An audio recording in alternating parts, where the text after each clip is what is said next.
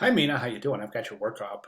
Hey, listen, I'm so sorry. I don't know if we had a little communication issue, but I know that you had called me on Friday, and remember you were going to call me back, and then I had a meeting that I had to leave, so I couldn't wait. I waited about half an hour or so. Then I went to my meeting, and I shot you a quick text and an email, and um, but here we are. Now, I need to apologize because after I sent that text and email, I looked for a response. I didn't see one, and I totally overlooked taking a look at this first iteration. So that said, if you don't, I'm going to give you a robust critique right now. I see you have set this up on Friday at 4:21 p.m. But the problem with me is that I'm usually really good getting back, and here we are. It's Friday, Saturday, Sunday. It's 3 days later, and I haven't given you a critique yet. So I really apologize. That's not me, man. I'm right on top of getting back to you guys. So I totally overlooked this. I truly apologize. And that said, I do want to say that since I was tardy in getting your critique, I'm going to give you a critique. If you pick up anything from this critique that you need to apply to your final submission, I'm going to go ahead and allow you to resubmit your final submission based on the results, how it looks, and the feedback, et cetera, et cetera. I just want to accommodate for the fact that this was posted Friday, here it is Monday, and I haven't gotten back to you yet. Okay, so that said, let's go ahead and take a look. I think it is a really good start. Let's do this. It's a really good start. Actually, it's a great start. Let me just see what I can do here. Okay, so let's get that there. And I'm going to open this file right here, and I'm going to keep that there. I'm going to move my camera over here so it's not in the way. And then we can take a look at both. Now, I just want to mention that this file is from the week 2 announcement. It's the announcement way at the bottom of the page. I just want to show you this announcement really quick so you don't miss it. I know you read the announcement. I know you reviewed it because I saw that you did in this. This is welcome to week 2. So you can see I have the ability to see which students read and reviewed the videos. And I can see that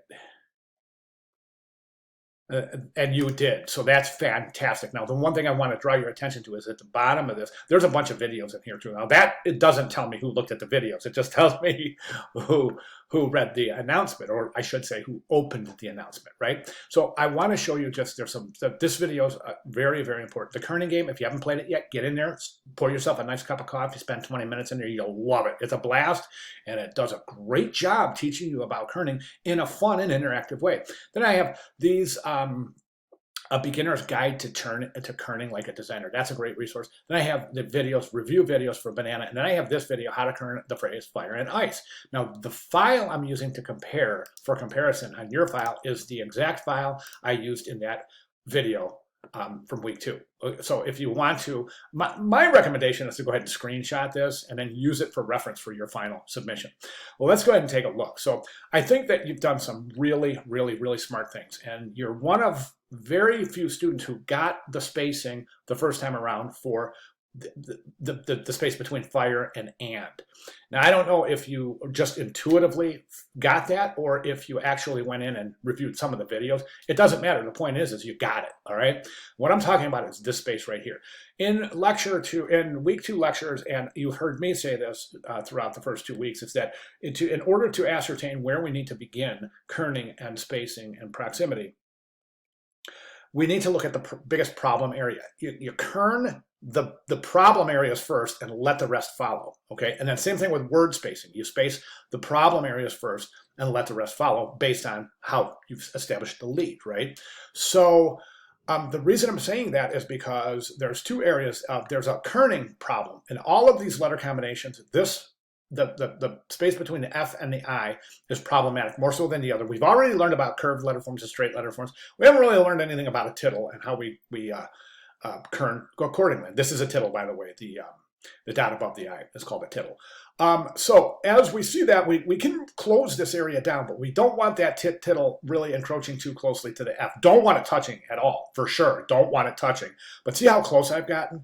And that establishes the basic baseline, your foundational baseline for which to apply to the rest of your letter form. So once you establish that, then you can start taking a look at the rules of kerning and go through your kerning and adjust accordingly, right? So as we can see, with this space being so wide, the word fire is spaced very, very wide. As a matter of fact, I think all of your letter forms are spaced too widely. We want to start bringing these closer together. Now, one of the issues is that your serifs are really, really bulky. They're not fine and finessed like we actually see. So you really want to get down in there and really create this. As a matter of fact, a lot of your letter forms are a little bit bulky, as we can see comparatively. And I think the reason it looks like you used a marker, which is great, a great way to get the contrast you need. But my recommendation would be to go in and sketch out those contour lines, the hard lines, the outlines of the letters. And then when those are established, go back in and just use your marker to color them in, but be really, really careful, okay? So the next area of concern is, well, the next area that I would consider to be a problem area would be the space between the fire and and. And the reason I say that is because of these open counters. Now you know why we selected the words that we selected for these kerning exercises, right? Right now we want to address these open counters in the lowercase e and in the second story of the uppercase, of the lowercase two-story a, okay? So what we're looking at is a little extra surface area here and here. The illusion is that that space is much greater than it is, so we need to accommodate by really bringing that close. Now, just to illustrate this, I want you to take a measure. Like when you screenshot this, take a measure. Measure the distance between the end of this serif and the beginning of this serif, right? And you're going to find that that distance is much greater than the distance between where the E ends and that bowl of the lowercase a right there, okay? That area right there is way, way more narrow than this area right here. It doesn't look like it, does it? It looks like the space is perfect, but it's not. So the reason we close that down is to accommodate for those extra open counters in the E and lowercase a. Okay, now other than that, I think that you're doing a really good job. Your baseline isn't quite exactly level. I'm going to place it on the right. You can see it come up a little bit here on the left, so it's not exactly level. That's okay. If you want to use a straight edge to get your baseline, mean line, cap lines level and parallel to each other in the final submission, that's fine. I'm perfectly fine with that. I'm more concerned that we get this down than I am about saying, hey, you can't use a straight edge. You know what I'm saying? I'm perfectly fine with you using a straight edge. I'm more interested in your expeditious representation of kerning and spacing than I am about really saying, hey, you can't use a baseline, straight edge for your baseline. Okay, so go ahead and feel free to do that. Now, again, so in summary for kerning, we're going to close everything down. That refers to what is all the space, what is the term for spaces between all of the letters?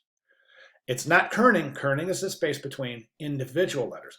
If you want to open up or close down the entire set of spaces between letters, that's called tracking. And you would adjust the tracking to do so. So you need to reduce your tracking, then revisit your kerning. Okay? Watch your craft. And then finally, I want to talk about something called overshoot. Overshoot is summarized in the week 2 lecture. Where the heck did I put that? Well, I can't find it, so I'll just open it again. Here's week 2 lecture. We open that guy up. By the way, this was a test quiz question. I'm sure if you realize that right down here. I opened the wrong window. I'm so sorry about that. I need to be in this presentation right here. So when we open that, we'll see presentation 2, right? So right here, optical relationships.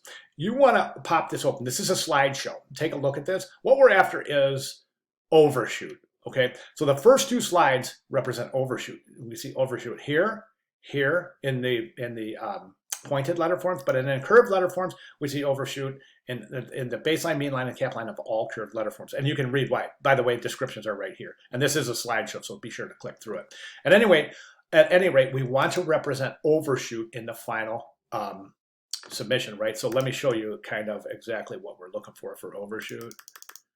Right here. Can you see how that E rises above the mean line? A, all the curved letter forms rise above that mean line. Conversely, All the curved letter forms fall below the baseline. Look, see how the R sits on the baseline? The curved letter forms sit below, and that accommodates a optical illusion that makes curved letter forms look smaller than their counterparts. So we kind of adjust that by increasing that, that basically increasing the size, increasing the overshoot.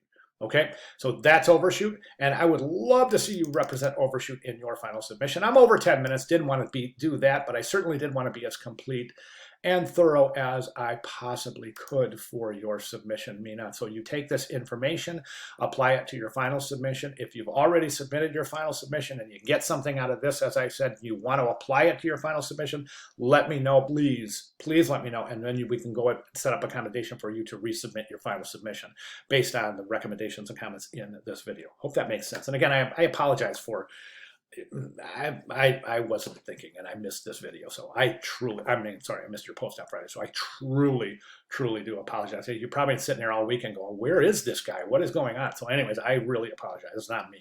All right. Thanks, Mina. Any questions, comments, concerns, clarifications, any of the above, please let me know. I'll be glad to provide anything that you need in that regard.